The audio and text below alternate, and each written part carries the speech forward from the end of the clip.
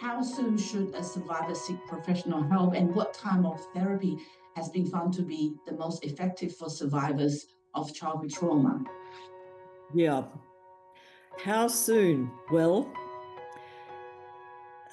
as soon as possible, basically, but there's a bit of a proviso, because if you're still being abused or suffering the trauma, then it's not a good idea to try to get therapy, because I always say to people, you can't treat burns while the house is still on fire.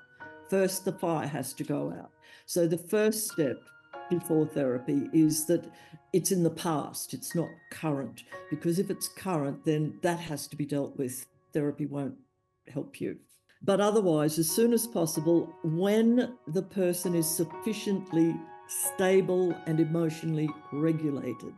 Because the thing with therapy is, if you're too emotionally dysregulated and unstable emotionally, and you don't have good, what I call containment in your life, like your life is okay, then it's hard to do therapy as well.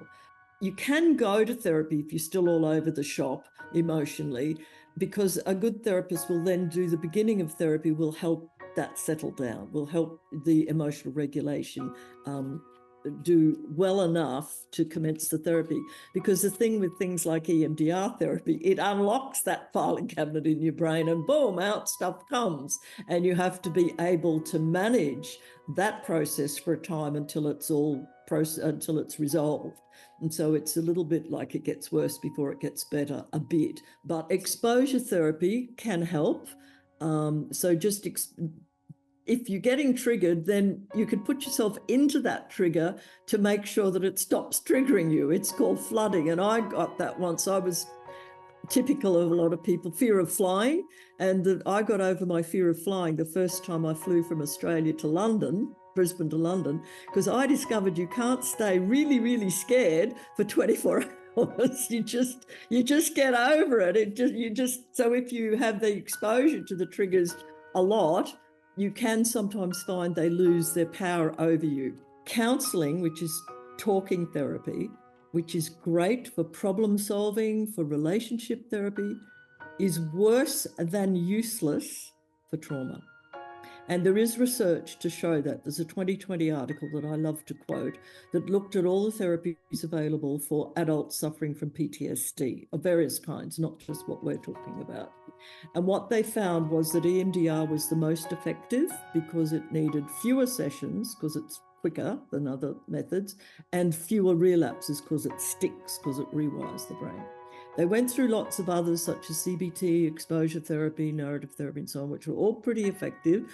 But counselling, they also looked at a wait list, was worse than a wait list. You're better off to get nothing, because counselling, talking therapy, means that you will feel worse and there's no resolution being offered. So I advise against talking therapy, and it's very understandable that people don't want to go and tell their story. And you were saying, as a lawyer, people have to tell you what happened. And what I do in my first appointment, I need to know a little bit about what's happened. I try not to get people to talk too much because they'll just upset themselves. But I have some bilateral music that I can play that goes in the left and right ears, and it's really soothing. And I find if they start to cry because, they're telling me the awful stuff that happened, if I put the music on, they can stop crying and keep talking to me.